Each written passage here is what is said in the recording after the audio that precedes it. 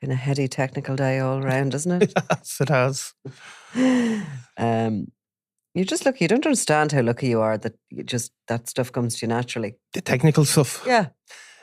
Yeah, maybe so. Very frustrating. There's lots of people like me and know I'm not alone in the world. No, there's lots of elderly people struggling with reality. I'm telling you, anybody who wants to write in to explain your problems. Handwrite, send a letter in, is it? Yeah. There's also pigeons. I mean, we use them. But the anyway, smoke signals. Those of us who just find it, like I just panic. But anyway, so I'm nearly there.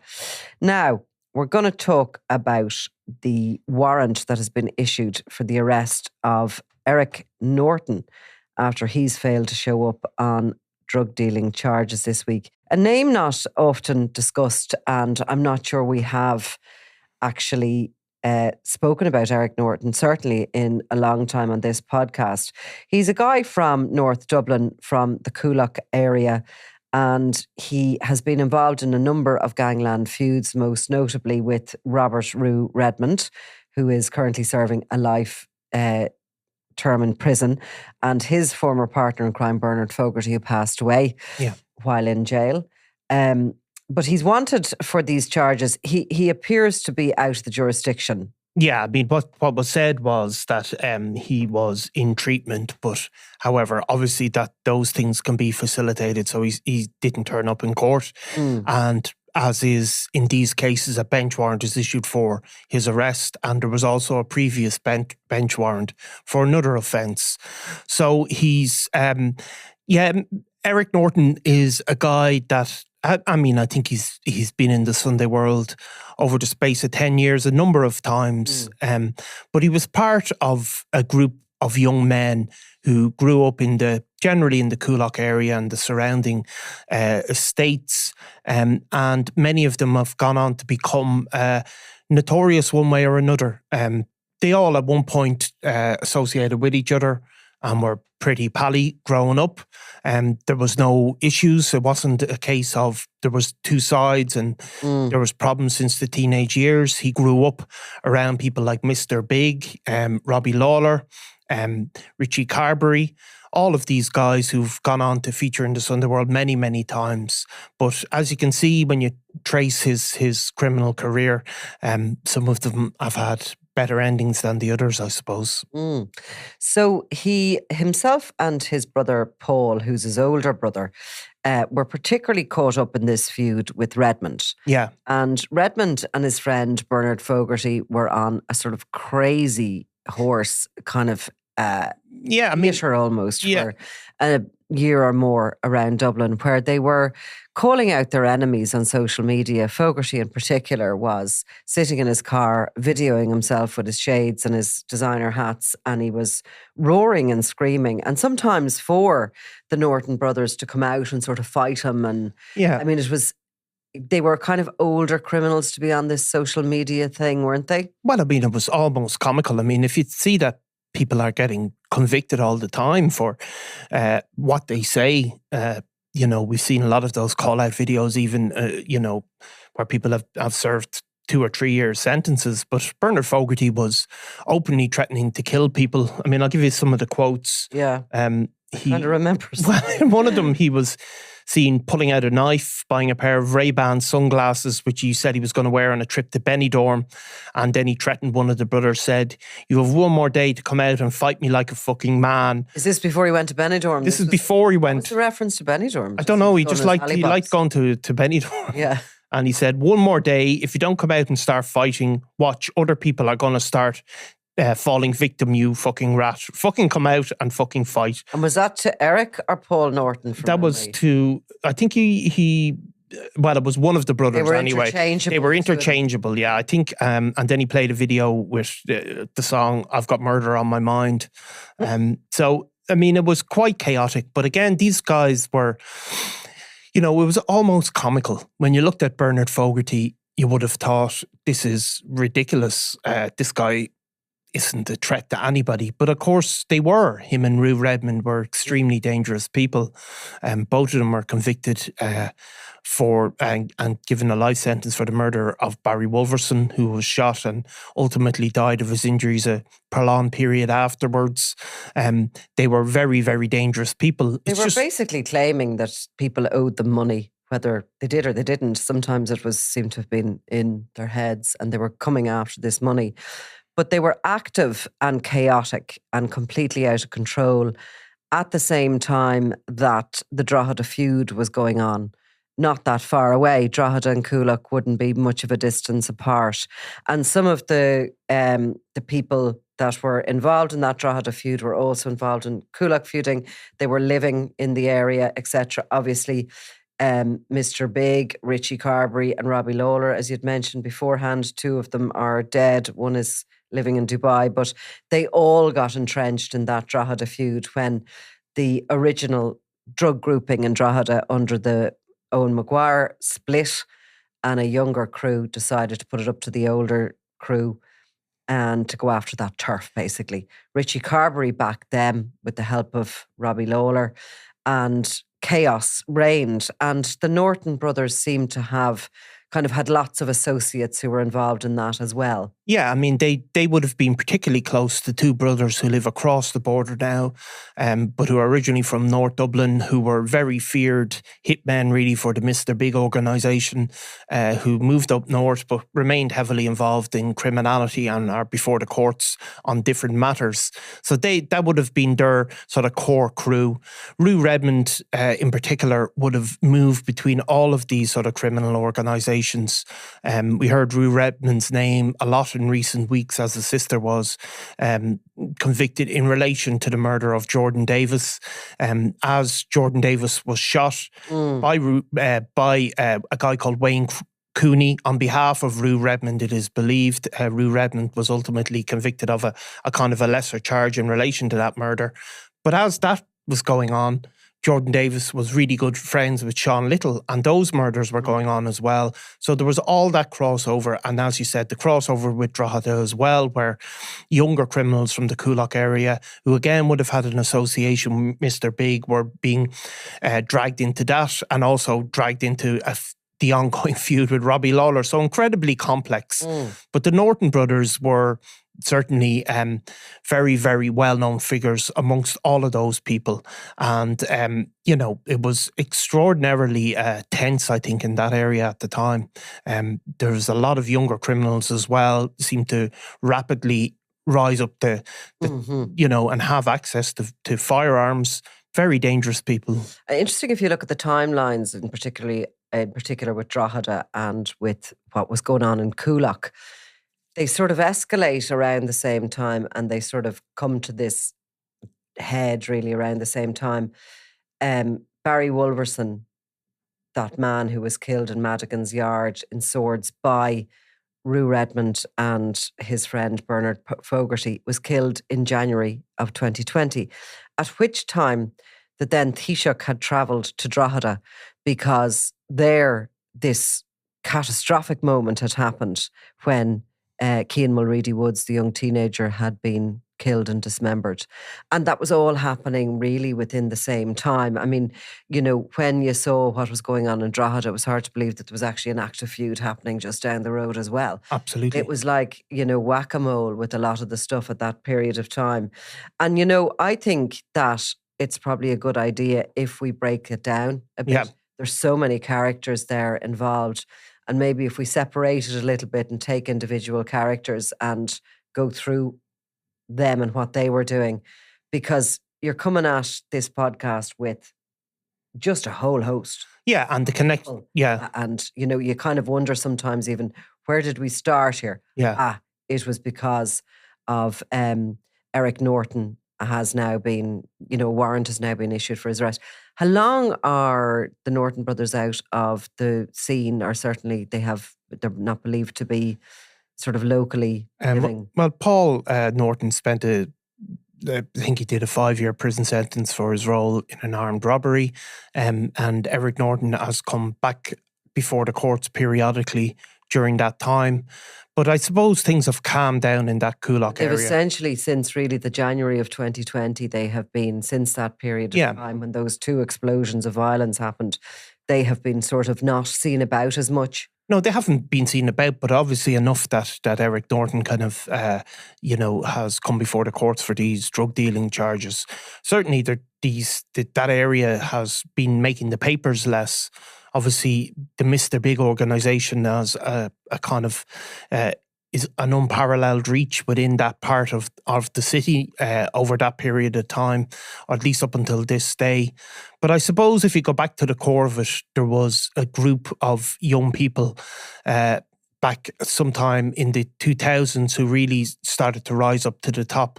A lot of that criminal gang and its many offshoots were really sponsored by Pascal Kelly, the Tiger kidnapper. And he really, I suppose, took Mr. Big under his wing, who Mr. Big was a good, a decade and a half at least younger than him. Pascal Kelly had been involved in crime for a long time. He was, at one point, it was said he was the guy who brought tiger kidnapping to Ireland. He was the first to sort of introduce that. But he moved on to become a significant player in the drugs world. All of this time, this drugs gang and this organisation was kind of separate to the Kinahan cartel. So it was one of the few that didn't, although there was an interaction and they did sort of, would deal with each other in certain circumstances, they were kind of separate. Mr. Big ultimately, while Mr. Big was rising up simultaneously, the Alan Ryan Real IRA gang, which were based in broadly the same area, also rose up. And that kind of led to a kind of an arms war, I suppose. Mr. Big had his close associate, Ken Finn. He would have had people like the 2 brothers I mentioned who are now up the north. They would have been responsible for a number of murders. He would have also had people like the Nortons and even Robbie Lawlor at one stage, where they had a core group of these guys who are, very, very serious criminals. You had Roo Redmond kind of on the edge of that. Ultimately, Robbie Lawlor and Roo Redmond would both sort of go on to become sort of these guns for hire, effectively, who couldn't really be trusted to operate as part of a cog in a criminal organisation. After the murder of Alan Ryan, Pascal Kelly and Mr. Big had some sort of falling out. It's never fully clear what that was all about. I would say ambition. Well, exactly. And Mr. Big is... Comes a time, really, when somebody's been mentored by an elder that they want to kind of go it alone. Yes. And if they're not allowed to do that, or if there's somebody who's a very dominant character above them, they're bound to sort of rebel against them, aren't they? Yeah, they are. And of course there was, Pascal Kelly, while he was the elder lemon, I mean, Mr. Big, by all accounts, and through everybody who's ever known him, his ambition is really, really huge. They were also, because of the Kinahans were sponsoring one side of the Crumlin-Drimnagh feud, the Mr. Big organisation were also sponsoring the Rattigan organisation. A guy called Christopher Zambra, who's originally from Drimnagh, he would have been a very close pal of Mr. Big and Pascal Kelly. I was told before they went on holidays together. This is all back in the 2000s. Now, Christopher Zambra was ultimately put on trial for the murder of a guy called John Champagne Carroll. He was acquitted of that. On evidence by Joey O'Brien, a state witness who gave evidence in a number of trials which didn't lead to convictions. But then Christopher Zambra was shot dead in a murder that you'd never really heard anybody, a lot of progress being made. Now, whether there's progress being made in the background. It sort of depends on how many murders are on the go at the one time, doesn't it? Because, when you have these explosions of gangland violence, what you end up having is so many murder investigations all happening at the same time. And of course, each of them are dragging resources from the other. And the efforts end up, and the resources being spread too thin, sometimes that can result in no but he'd been arrested or convicted, or sometimes it's just a really good and clean hit and getaway, you know? It depends. Isn't it funny when you're talking about all these people and these characters that exist, they seem to have their moment in the sun, which may last 2 to 5 years, but then a lot of them are gone all at the one time, aren't they? And then this new cast of characters come out to take over. And that's the nature of it. That's the quick turnaround of people. And it is. If you look at Mr. Big, who's, you know, in his 40s, he's probably had a long run at it, because many of his contemporaries, people like Ken Finn, I mean, or even his enemies like Alan Ryan and Vinnie Ryan, they're all dead. Mr. Big is out of the country and he still survives, but it's possible that his days as the... Well, a lot of his enemies are dead because he's suspected of having killed them. This is true. So, you know, it is one way of doing business, isn't it? Take out anybody that is a threat to you or a perceived threat to you, and you likely will survive if you have it in you to continue you know, ordering murders like that. And of course, Mr. Big and Robbie Lawlor had, you know, they weren't automatic rivals. I mean, they would have sort of moved in the same circles. I don't know if they were particularly friendly, but I think Robbie Lawlor did have a friendship with Ken Finn, who he ultimately is the chief suspect of murdering. Ken Finn was kind of the enforcer for the Mr. Big organisation. So these people were all linked in. And as you said, you know, as Pascal Kelly went to prison for a very long time for an armed robbery, Mr. Big became... Well, he became Mr. Big without exception. And Robbie Lawlor was in and out of prison. He would ultimately come out and become involved in the Drogheda feud. While that happened, the next generation, as you spoke about, Mr. Big was, I think, getting in their heads, sponsoring them. We had the famous incident where Robbie Lawlor was attacked outside a gym. That was a number of people involved, but some of them were young lads from Coolock who were certainly being encouraged in the background by Mr. Big, it is believed. And they'd have done anything for him. Yeah. Because they want to be part of something. Those young lads, even no matter how tough they are, they still want to be part of a gang, and to be able to say they're under somebody or working with somebody, it gives them an extra bit of kudos on the streets. And clearly he is somebody who encourages young people into a life of crime like his own. Yeah. He has kind of like a kind of Pied Piper almost element to him, that he has these very young kids who are in his, like at his service. Yes, and then he also, Mr. Big, he has people that have probably never been in the Sunday world, but people that are very trusted by him. Some of them have appeared before the court, some of them are before the courts. A lot of them are names that wouldn't ring off the tongues of crime journalists or people who read the papers, but that are very serious figures. In the background, it is believed that Eric Norton and Paul Norton remained in contact with Mr. Big. And I suppose in the middle of all that, you had Roo Redmond, who is just like a tornado through all these sort of groupings. I mean, if you look at the murder of Jordan Davis, Jordan Davis was clearly associated with Sean Little and that Gucci gang guys who were really a sort of Kinahan offshoot broadly. But he was obviously also dealing with Roo Redmond. So there was all these complicated links. And yeah, it's a very chaotic period. I suppose now we're going to see what happens to the Mr. Big organisation. We've spoken about before how he's now out of the country, believed to be in the Emirates. You know, can you control? Applied for residency, he's been refused. So he's clearly looking to stay, certainly out of the country. He certainly seems to believe there's something for him maybe with law enforcement in the north. Yeah, I mean, I think, look, we can see that Robbie Lawlor murder had, you know, all of the reporting would lead you to believe that there was many fingers involved in making that particular pie, and that all of those roads ultimately, one way or another, are believed to lead back to Mr. Big. But look, there was a huge amount of people playing a role in that. And so will Mr. Big be able to do what Daniel Kinahan has done, I suppose, and continue to control an organisation from abroad? I mean, Daniel Kinahan was able to... He'd still be able to make money, I'd say, from abroad. Control an organisation? I don't know. I mean, if you look at Daniel Kinahan, you can say what you want about him, but he inspired this incredible loyalty in some of his people. Well, he was paying wages. He was, but he You did know all. what I mean? No, I There's a totally. huge amount of loyalty when somebody's paying your. No, but he did manage to, get this kind of almost, worship. I think he has people. that certainly within his inner circle. Yeah.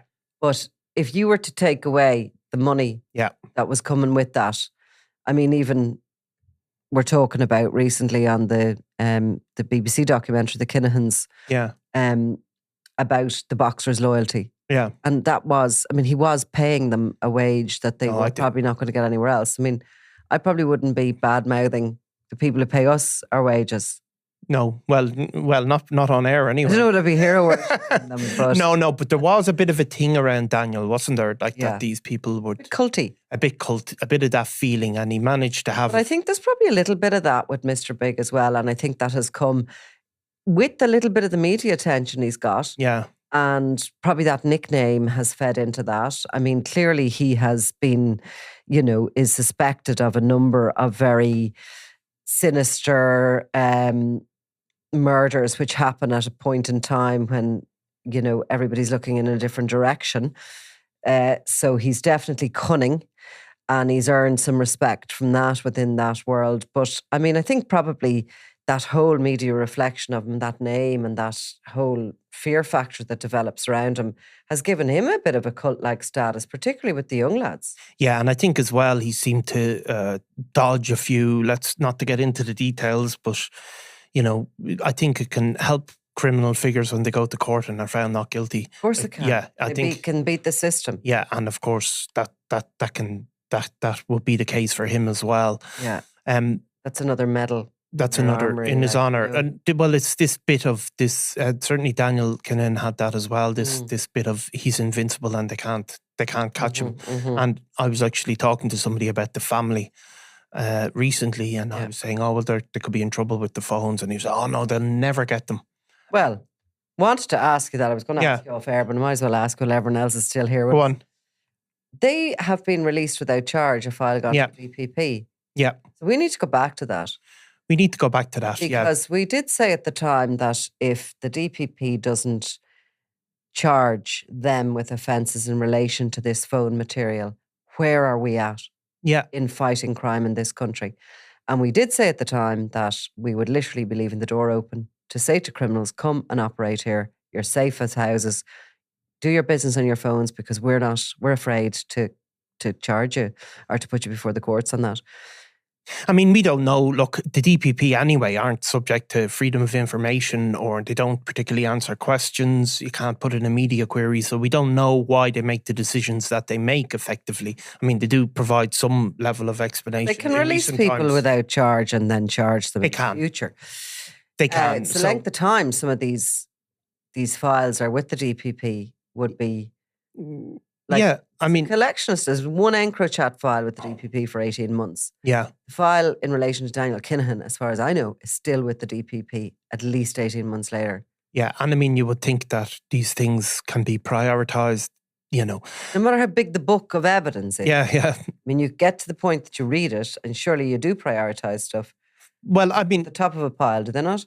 Well, look, we don't know. As I said, you can't go in and let me have a look over the DPP shoulder for a day and see what you're up to. It doesn't work like that. They have a kind of an anonymity of the process. But I suppose what can happen in organisations is who gets to make that decision, who makes that final decision. And that can sometimes be why things take a long time, because somebody doesn't want to make that decision one way or another.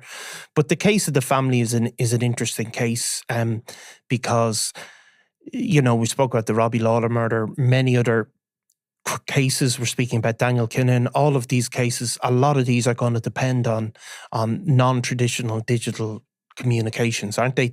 For these cases to be brought. It's as simple as that. I mean, the criminal world moved on from everything else other than digital encrypted phones or encrypted communications of some type. So if one of these cases can't be at least brought to court, I mean, why would any of them be brought, I suppose, is the issue. And it's a frightening thought, if we can't do that seriously. And also you have to ask, what is, if a case comes and it doesn't succeed, is it, surely you can't guarantee any case before it comes anyway. No, you have to try again, no? You have to. Yeah, I think that's. I think so. Yeah. Well, look, let's leave it for that at the moment. But I've had a number of my brain has been. All four brain cells are cells are going full tilt there now, because I'm just thinking. I think it's about time that we break all this stuff down and we take individual characters and we do a life and crimes of them to explain to people, so as to get a good idea of who they are, who we're talking about. Yeah. When these names keep popping up all the time. Yep. Yep. Right. Well, look. Let me go and fire them up, yeah. Fire up the four of them. Exactly. I'm Nicola Tallant and you're watching Crime World, a podcast about criminals, drugs and the underworld in Ireland and across the globe. Make sure you subscribe to our channel and turn on notifications so you can be the first to watch all our latest episodes. You can also listen wherever you get your podcasts.